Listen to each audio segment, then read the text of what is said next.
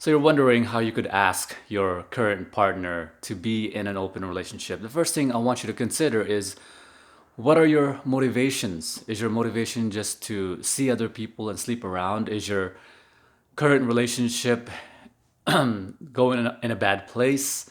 Or is there just a really bad communication? Or are you just using it to break up with your current partner? What's your motivation? These are not good reasons to be in an open relationship. If your relationship is in a bad place already, just end it. Save people the misery. Have a good communication. If you lack communication skills in your relationship and you just want to open it because there's so many things lacking in your relationship, fix those things. An open relationship is not going to get make it better. The second thing you want to consider is know what you're talking about. If you don't know how you're going to, if you can't explain it to yourself, how are you going to be able to explain it to your partner? What are you going to explain to your partner? I'm going to share that with you. I'm going to share with you the words you can use to transition and get them to open up. But first, I want you to know your motivations.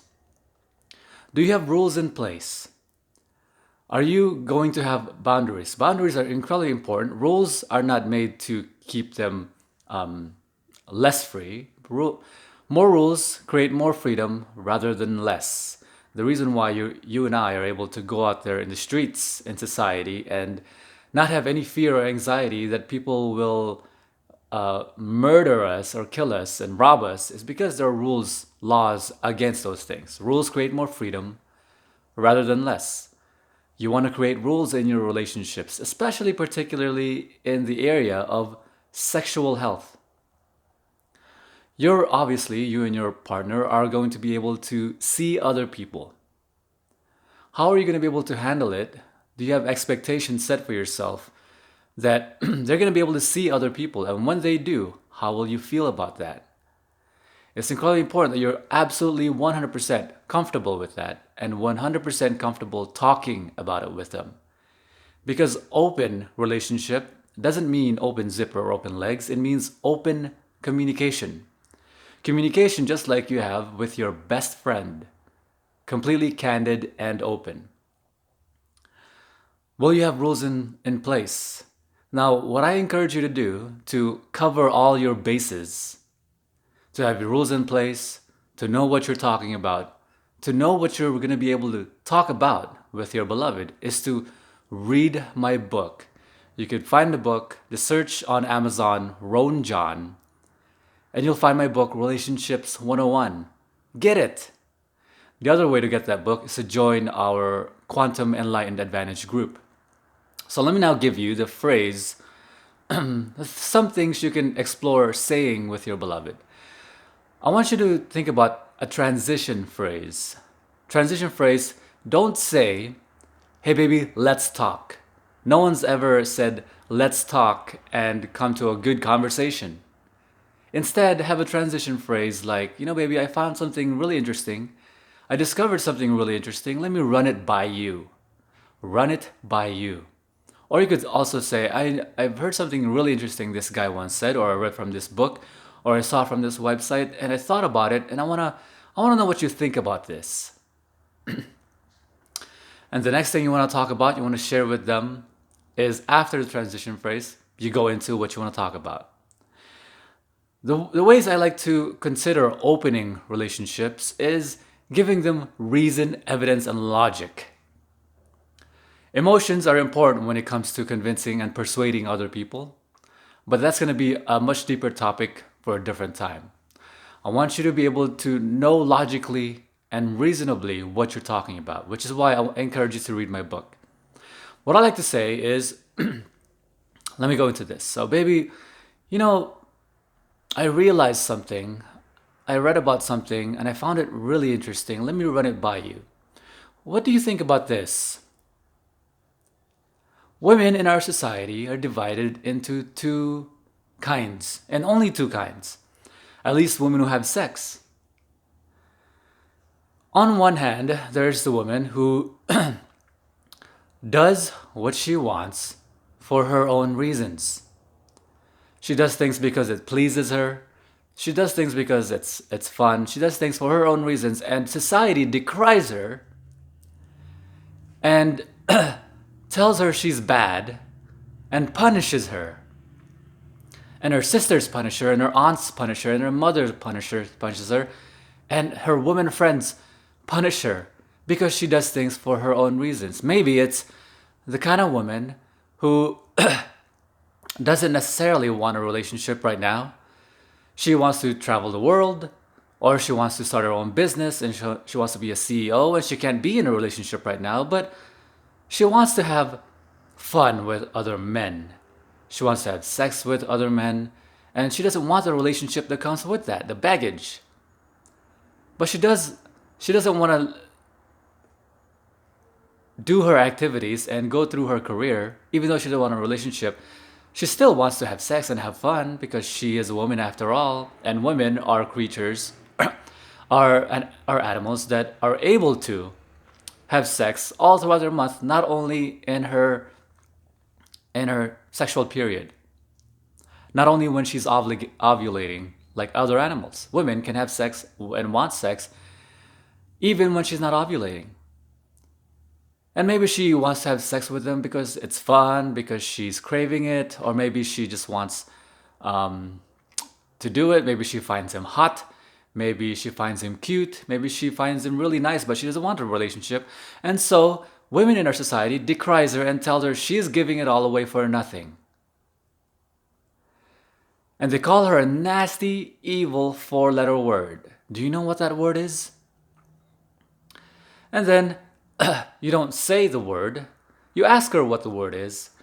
And then inevitably she'll give you some words. Nasty four-letter word. Maybe a whore. No, not a whore, because whore is not a four-letter word, but whore is more, she's being paid for it. A prostitute. She's being paid for it. And then she'll inevitably come to the word slut. That's right. They call her a slut. They condemn her. A woman who does things for her own reasons. And then there's this other woman. And this other woman is the woman who is highly regarded upon. Well, there's actually two kinds, a low status and a high status kind. Now, this kind of woman only has sex with men for value. She only sells her sex. She only has sex for something in return, as opposed to the woman who has sex for nothing in return, has sex for her own reasons. This woman, there's a low status and a high status. So the low status woman says, sure, I'll have sex with you for something in return. Maybe he paid for her taxes. Maybe he bought her a car. Maybe he paid for her trip to Mexico or to Asia. Or maybe he paid for her college, so she'll have sex with him. Or maybe he gave her $500, so she has sex with him. What do you call this woman who has sex only for something in return, only for value? Inevitably, they'll say a word, prostitute or whore. Don't say the word, make them say it. And so, yeah, that's true. It's prostitute or whore. That's a low status. Now there's this evil high status kind, and the high status kind is highly regarded upon. And the high status says, rather than just money or whimsical things like paying for my vacation or buying me a car, instead I'm going to charge you security for me and my offsprings for the rest of my life. And you cannot have sex with anybody else for that entire time. What do you call this woman who only has sex in exchange for her security and her offsprings for the rest of her life, and the man cannot have any other clients for that entire time, for the rest of his life? What do you call this woman? It's also a nasty, evil four-letter word. Of course, they'll come up with the word which society has it's a conventional word that society has regarded on as a good thing, which is wife. The wife is the kind of woman who will only have sex with a man who, for exchange of security, for her and her offsprings for the rest of her life, only for that kind of value, a permanent client, and he cannot have sex with anybody else. So in society, there's this dichotomy of two women who, the woman who has sex for nothing in return for her own reasons is decried upon and says she's giving it away for nothing and she is dirty. And then there's the other woman who only has sex for value, who only has sex for something in return, whether it's security or maybe it's immediate things. So isn't that crazy, baby? Isn't that absolutely insane? So, I would like for us to consider a different way of doing a relationship, and I read this fantastic way of doing a relationship which is based on love. And I heard this really interesting definition of love, and I agree with it. And let me know what you think. Love is wanting for your beloved's happiness intrinsic to your own happiness. Meaning that the same way that you want for your happiness and I want for my happiness, we want that for each other, whether or not we're with each other. Maybe it's that time of the month where the 2 to 3 times before when you're ovulating, 2 to 3 days, 15, 14 days before your period, where your body drugs you to find a different sort of male. Maybe you're finding yourself hot for other kinds of men. And if that were the case, I want that for you. And of course, we humans did not evolve to be monogamous creatures. If we were to evolve to pair bond with one partner, then there would be no word created, no need for the word marriage. We would just pair bond with one partner. But alas, that's not the case. What do you think about this? Let me share with you what I think. I think that we should have an open relationship. Now, open doesn't mean open legs or open zipper. It means open communication. It means that the same communication that you have and I have with our best friends, we have with ourselves, because you're my best friend. And why shouldn't we be open with our communication? Why shouldn't we be able to communicate with other people and sleep with other people, presuming that we have rules set to ensure our sexual health? Let's explore this. This is really interesting. I want you to be able to do what you want for your own reasons, even if it's encouraging you and insisting upon you being able to see other men and having fun and letting me know all about it, ensuring your sexual health, of course. And I want you to do everything. I want you to live the biggest life you can. Cut. That's one way to introduce an open relationship. I just gave you an example on how I would do it and how I would encourage you to do it. The only way to do it is to know what the fuck you're talking about. And the only way you're going to do that is to read my book. I'm not tooting my own horn. I don't make that much money from the book. I made the book so you'll be able to do that. Now you're thinking, my girlfriend's not going to be open for that because she's not mature enough. She's insecure. And so I encourage you to help her with her growth. Help yourself with your growth. Any person that doesn't grow, any relationship that doesn't grow is dying. That nothing in nature stays the same. Everything in nature either grows or declines. You're either growing or declining, whether it's you yourself, your partner, or your relationship. Relationships that don't grow, die. And so that's what I encourage you to do. Read my book. Maybe even if you don't want to explain that, you don't have the communication set skills to do that, have her read the book. Have your partner read the book.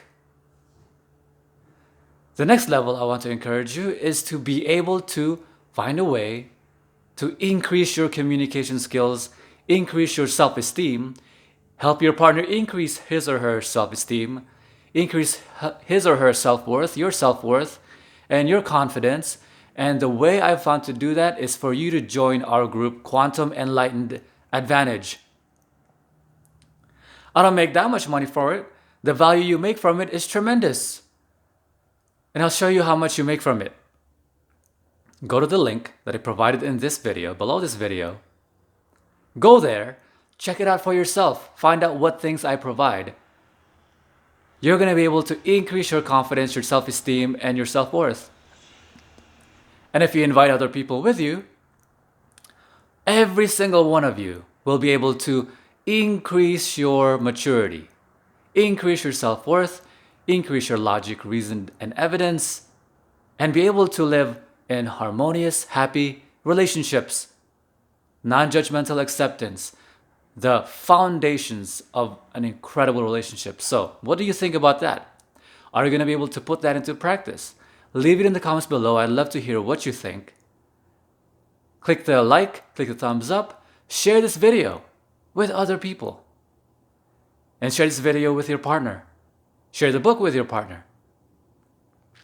And I will see you, subscribe to my channel, and I'll see you on the next video. Bye-bye.